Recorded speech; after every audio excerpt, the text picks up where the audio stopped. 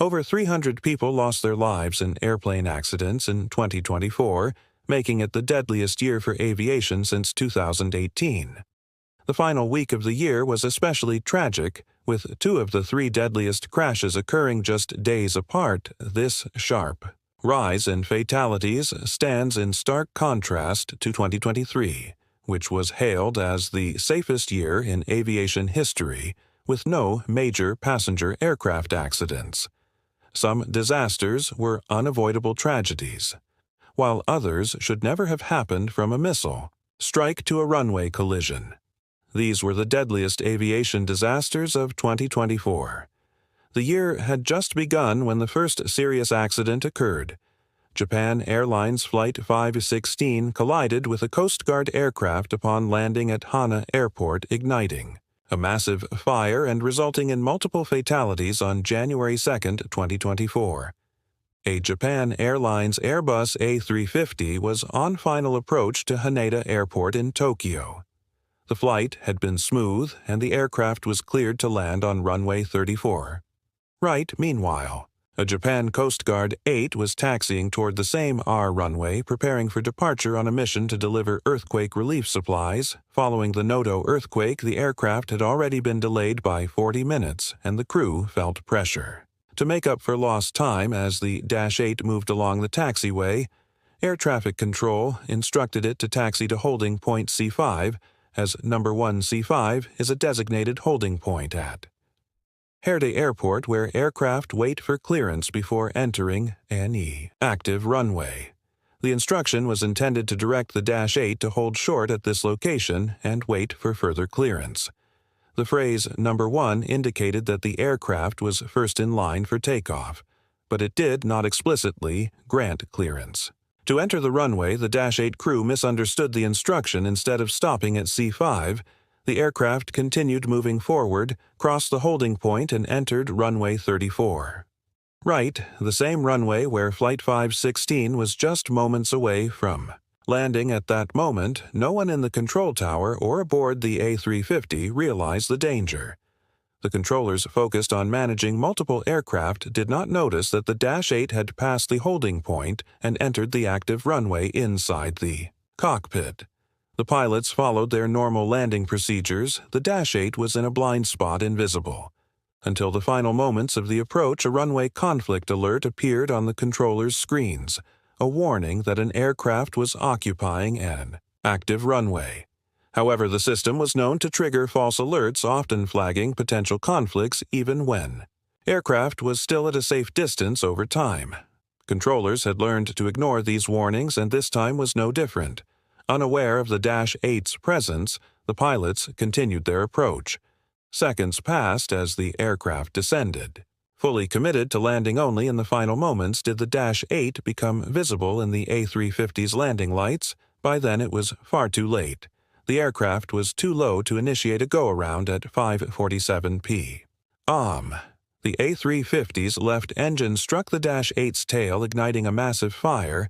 The Dash 8 was instantly destroyed, claiming the lives of 5 of its 6 crew members. Only the captain survived, though with severe injuries. Meanwhile, the A350 skidded nearly a kilometer down the runway, trailing flames and smoke before veering into the grass apron inside the plane. Passengers felt the violent impact, followed by chaos. As smoke quickly filled the cabin, yet thanks to the swift action of the crew, all 367 passengers and 12 crew members were evacuated within 11 minutes, a remarkable outcome, considering the devastation. The aircraft was completely destroyed, marking the first hull loss of an Airbus A350. Since its introduction in 2015, investigators later determined that this tragic accident was caused by a combination of miscommunication, human error, and a failure to notice the Dash 8 entering the runway nearly a year later, as 2024 drew to a close. Another disaster struck, one that wasn't just an accident. Aaban Airlines Flight 8243 was hit by a missile near GRI. Despite sustaining severe damage, the aircraft remained airborne for some time before ultimately crashing, resulting in multiple casualties on December 25, 2024. Aaban Airlines Flight 8243 and Embraer 190 departed from Baku bound for Grai, Russia. On board were 62 passengers and 5 crew members approximately 40 minutes after takeoff, as the aircraft entered Russian airspace near Giarwa. The weather began to deteriorate at the same time the crew reported a loss of GPS navigation. The aircraft's ADS-B signal disappeared, a strong indication of GPS jamming, an increasingly common issue in Russian-controlled airspace due to electronic warfare measures. Despite this, the pilots continued their approach and were cleared to land at Grai Airport. Thick fog severely reduced visibility, forcing the crew to abort their first landing attempt. They made a second approach, but once again could not land. The pilots then informed air traffic control that they would return to Baku.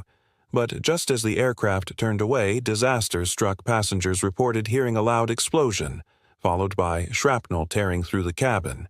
The plane had been hit by a missile fired from a Russian Panzer S-1 air defense system, a short-range surface to a platform used to intercept aerial threat. The missile detonated near the aircraft's tail section, sending high-speed fragments ripping through the fuselage. A passenger jet shot down by a Russian air defense system, an event that immediately raises questions. But depending on where you get your news, the way this story is told can look very different. And that's why I use Ground News, the sponsor of today's video. It's an app and website that gathers news worldwide, including local and underground sources, so you can easily compare coverage. I've been using Ground Out News for over a few months now, and I really like what they are accomplishing. And one of the things I found most useful is how it highlights media bias, showing differences and how the same story is told across different sources. Take this story, for example.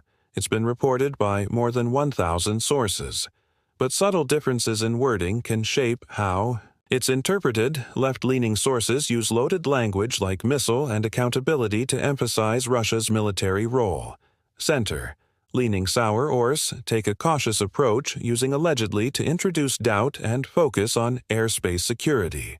Meanwhile, right-leaning sources, stated as fact, directly blaming Russian air defenses and questioning military effectiveness. Ground News makes media bias clear, showing source credibility and funding. You can compare perspectives to see the full picture or filter for what matters most.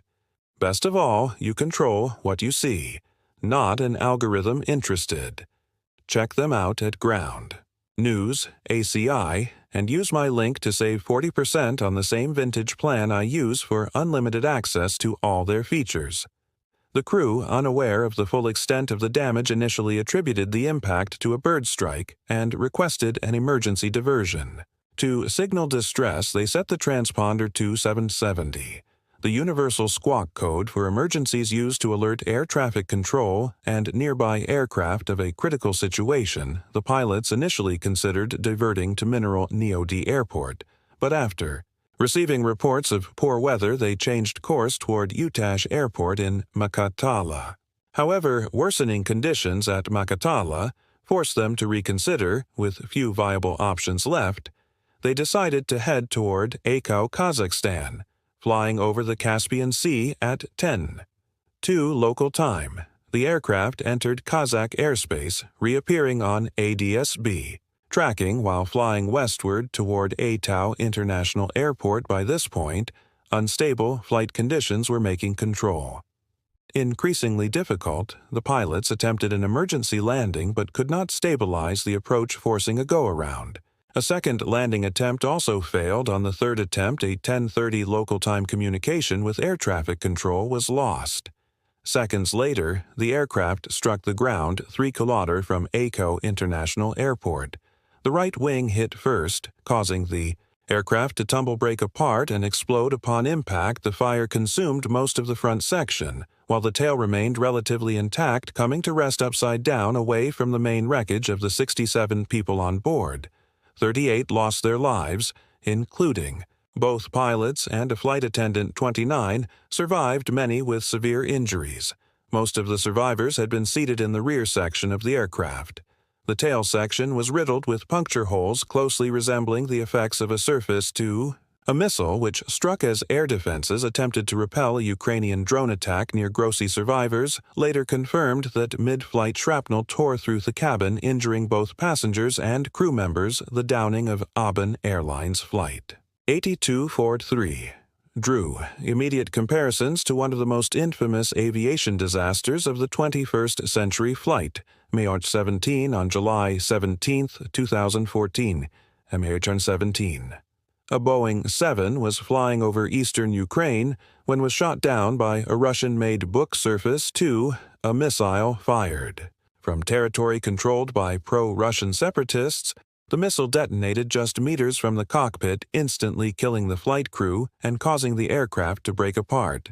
Mid-air, all 298 people on board lost their lives, including 193 Dutch nationals. The similarities between the two tragedies were undeniable. Both involved civilian aircraft struck by surface-to-air missiles, an exceptionally rare occurrence in modern aviation, but while incidents like these make headlines, most aviation disasters happen under far more routine circumstances. And that brings us to the next story. On July 24th, a CRJ-200 operated by SAA Airlines was scheduled for a repositioning flight from Kathmandu, Trian International Airport to Pokhara. On board were 19 people, including 2 flight crew and 16 airline technicians. The aircraft had been parked for 34 days before the flight. A return-to-service inspection was performed that morning, and the plane was cleared for takeoff. The latest MAA report indicated a visibility of 8 km with few clouds at 1,000 TF and scattered clouds at 3,000 TF at 11:10 A. The CRJ taxied to runway 02, rolled to the end of the runway, turned around, and began its takeoff roll immediately after liftoff. The aircraft exhibited unstable movements. It rolled to the right before sharply banking left, followed by another right. Just seconds later, the right wing tip struck the ground. The aircraft continued sliding forward, hitting a freight container before plunging into a 130 FT deep gorge near a hangar and a radar station. The impact triggered a fire, and thick smoke billowed. From the wreckage, firefighters arrived within a minute, working to extinguish the flames and rescue any survivors of the 19 people on board. 18 lost their lives. Lives only, the captain survived. Both flight recorders were sent to Singapore for analysis under NAPO's Aircraft Accident Investigation Commission. The preliminary report in September found that the aircraft rotated excessively during takeoff, pitching up at a rate far higher than usual. Investigators also uncovered procedural oversights at Soria Airlines, including improper loading and inaccurate performance calculations, with recorded takeoff speeds differing significantly from calculated values, raising concerns about safety management. Within the airline, this crash was another devastating aviation tragedy in 2024, but just weeks later yet, another deadly incident unfolded, this time in Brazil. On August 9, 2024, Flight 2283, an ATR 72500 was en route from Cascavel to Guarulhos. São Paulo. On board were 58 passengers and 4 crew members. At the time of the accident, a SIGINT advisory was in effect, warning of severe icing conditions between 12,000 and 21,000 due. FAT meteorological reports confirmed turbulence, thunderstorms, and significant icing in the region. Ice buildup on an aircraft can be extremely dangerous, increasing drag-reducing lift and interfering with control surfaces. Severe icing can lead to a loss of aerodynamic performance, making it difficult, if not impossible, to maintain controlled flight at 1:18 a.m. Local time Flight 2283 contacted São Paulo Approach Control and was cleared to enter the SANAR position, maintaining a cruising altitude of 177. FE. However, just 2 minutes later, the situation began to deteriorate. The stall warning system activated. The aircraft rolled left, then sharply to the right, indicating a struggle for control. Despite the pilot's recovery attempts, the plane lost. Lift and entered an uncontrolled flat spin. In a final desperate effort, the pilots increased power, but the aircraft was already in a terminal descent in less than a minute. The plane plummeted toward the ground at a rate of 24 ft per minute at 122. All radar contact was lost.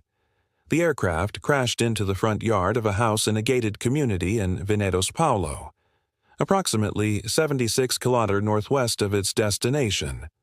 All 58 passengers and 4 crew members perished. Among the victims were 6 oncologists traveling to a cancer conference, 4 university professors, and 2 children. 10 ticketed passengers missed the flight after waiting at the wrong gate. The Brazilian Aeronautical Accidents Investigation and Prevention Center launched an investigation. Both flight recorders were recovered and sent for analysis. A preliminary report confirmed the presence of ice buildup on the aircraft and multiple failed desing attempts. The pilots activated the desing system several times, but the flight data recorder data suggested it was not functioning as expected. Several months later, disaster struck in Lithuania, where a Swift Air Boeing 737 cargo jet crashed into a residential area on November 25th. A Swift Air Boeing 737-400 cargo aircraft carrying freight but no passengers was approaching Vilas International Airport when disaster struck. Preliminary reports indicate that the crew reported an unspecified emergency shortly after beginning their descent. Eyewitnesses described hearing an unusual engine noise and seeing the aircraft descend at an abnormally steep angle. Moments later, the freighter crashed into a residential area approximately 1.3 kilometers north of Vilnius International Airport, local authorities supported. By CCTV footage confirmed that the aircraft appeared to be in a controlled descent.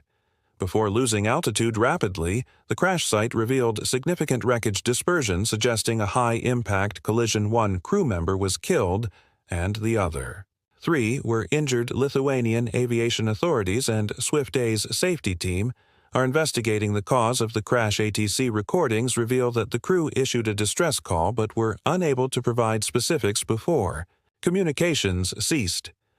The aircraft's flight recorders have been recovered and are expected to yield critical insights into the sequence of events leading to the crash.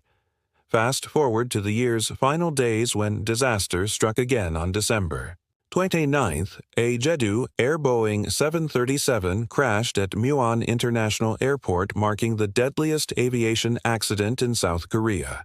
In decades, the flight was uneventful until the final approach just before landing. Air traffic control warned about the possibility of a bird strike the aircraft, then deviated several times from the approach path, possibly to avoid birds, but it always returned to the correct path.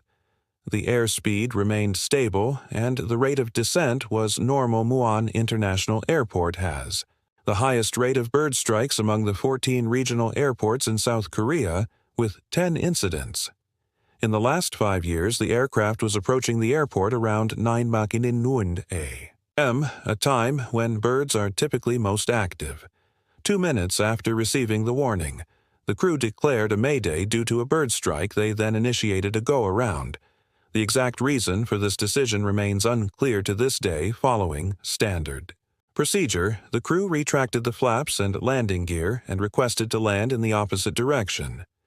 This likely indicated the situation's urgency, suggesting they wanted to land as quickly as possible. They made a 180-degree turn and attempted to land on runway 1N without flaps and with the landing gear retracted. The reason the landing gear flaps and their respective backup systems failed to function or were not deployed remains unknown and must be determined through further investigation. Without the flaps deployed, the aircraft's landing speed was significantly higher than usual. Moreover, it touched down nearly halfway down the runway, leaving little space to decelerate. The nose was kept up during landing, which resulted in the aircraft maintaining a high speed due to less friction, making it hard to slow down. The right engine thrust reverser appeared to be used, but the plane could still not stop in time. The aircraft eventually overran the runway and crashed into Aaban, encasing a conrod structure that supported an antenna array for the instrument landing system. The collision killed all 175 passengers, and 4 of the 6 crew members, the surviving 2 cabin crew, were seated in the rear of the plane, which detached from the fuselage and were rescued with injuries. They were taken to the hospital, but were later discharged. Feathers and bird blood stains were found on each engine. The samples were sent to specialized organizations for DNA analysis, which identified them as belonging to Balteals, a small duck native to East Asia, while the spike in the number of plane crash-related deaths was unmistakable in 2024.